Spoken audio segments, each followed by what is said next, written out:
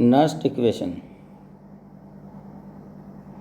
calculation of electrode potential and cell potential at given concentration।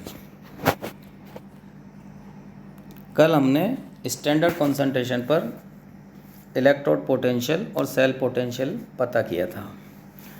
आज Nernst equation की help से अपन किसी भी कॉन्सेंट्रेशन पर किसी भी इलेक्ट्रोड का पोटेंशियल, और सेल में दो इलेक्ट्रोड होते हैं, कैथोड और एनोड, तो दोनों को माइनस करके सेल का भी इलेक्ट्रोड पोटेंशियल गिवन कॉन्सेंट्रेशन पे पता कर सकते हैं। अब देखिए कैसे होगा। The electrode potential at any concentration represented by Nernst equation as follows. Suppose an electrode reaction, कोई भी एक इलेक्ट्रोड रिएक्शन ले ली, Mn plus aqueous plus N electron gives M solid. N plus क्या है? Charge on metal ion. तो जितना charge होगा उतने ही इलेक्ट्रॉन वो गेन करेगा, तो वो किस में? M मेटल में, सॉलिड में कन्वर्ट हो जाएगा। अब नेक्स्ट इक्वेशन क्या है कि Mn प्लस M, इसे क्या बोलेंगे? Electrode potential of metal is equal to standard electrode potential of metal E not Mn plus M minus RT upon NF ln क्या है? नेचुरल लॉग, तो ln M upon Mn plus. देखो ये जो electrode reaction है reduction की, इसका electrode potential किससे रिप्रेजेंट करेंगे?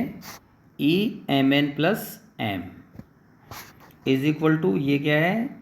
E not Mn plus M standard electrode potential, जो कि टेबल से पता करेंगे। टेबल में हमेशा एग्जाम में क्वेश्चन में गिवन होगा। माइनस RT, R क्या है? Gas constant,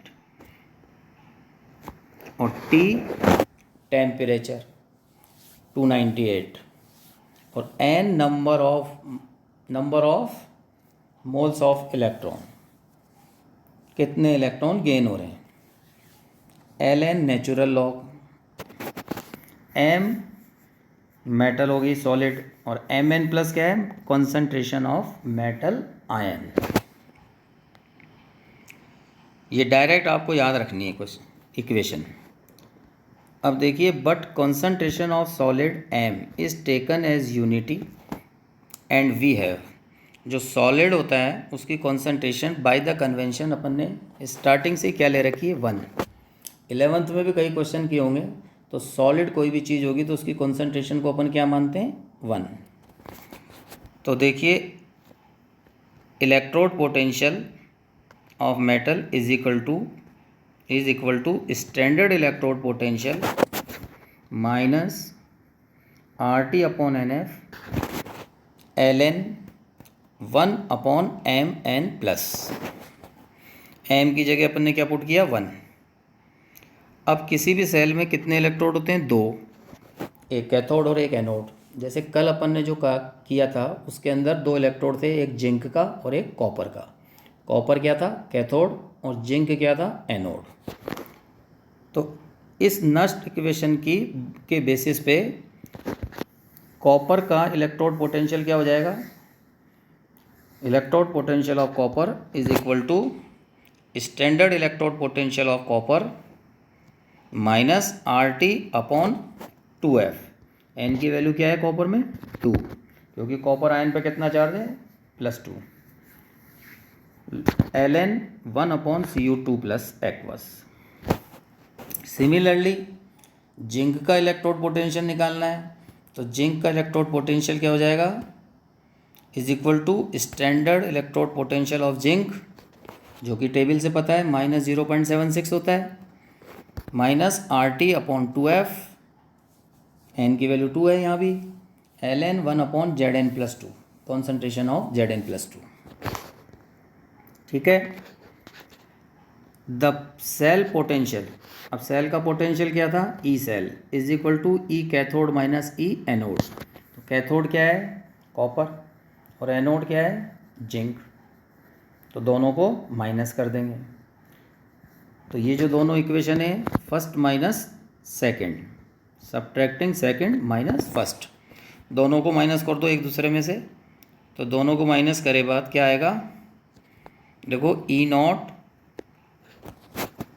copper minus R T upon 2f L n 1/cu+2 minus E naught of Z n plus R T upon 2f L n 1/Zn+2।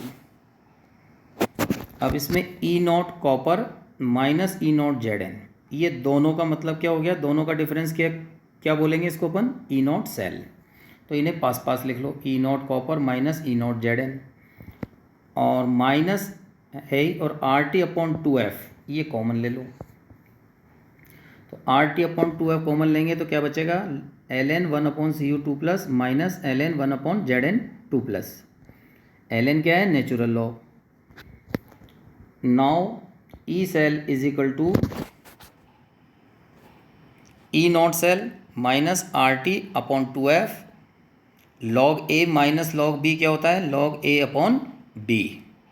ये ध्यान रखना, log A minus log B क्या होता है, log ए upon B.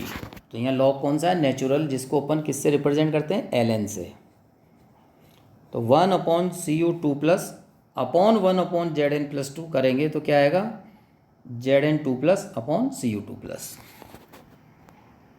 तो कुल मिलाकर E cell is equal to E not cell minus R T upon 2f L N Zn2+ upon Cu2+। This is the mathematical expression of E cell. अब किसी भी question में जो भी अपन करेंगे तो ई सेल निकालें तो ई नॉट सेल तो टेबल से निकल जाएगा, कैथोड माइनस एनोड करके। आर की वैल्यू 8.314 है ही, टी की वैल्यू 298 लिखनी है, F is equal to 96500 coulomb.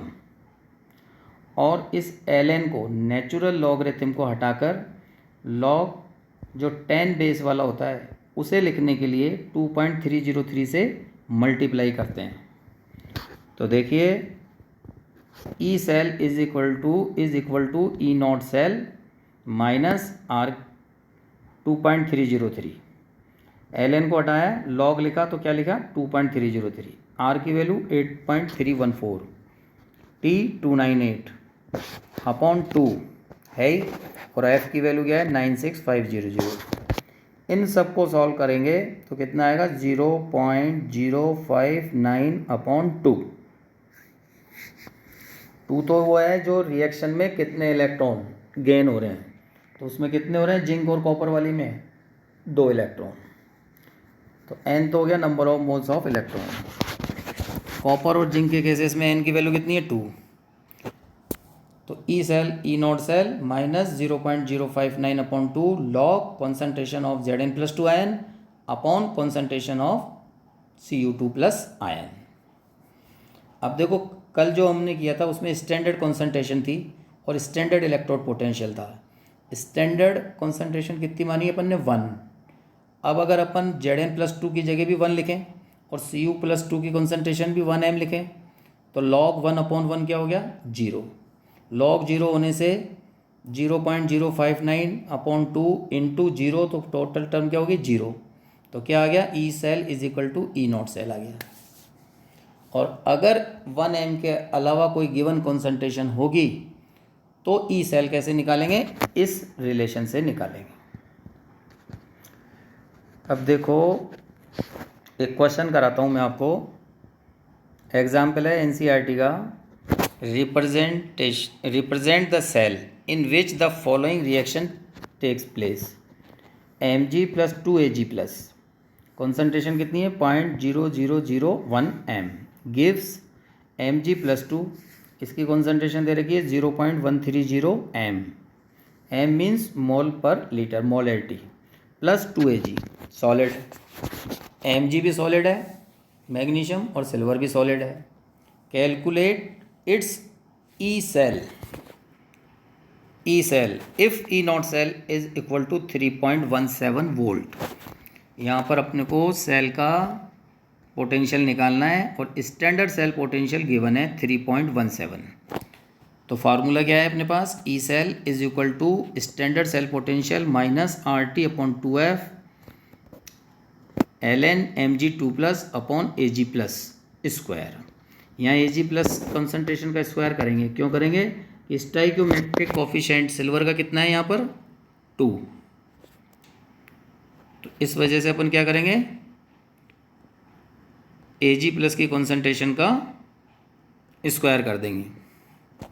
अब ई नॉट सेल कितना है 3.17 गिवन है, माइनस अब ये RT अपॉन F और ये ln, इन सबको अभी अपन ने सॉल्व किया तो कितना आया था 0.059 अपॉन 2 और ln की जगह क्या आ गया log, वैल्यू कितनी है Mg प्लस 2 की कंसनट्रेशन 0.130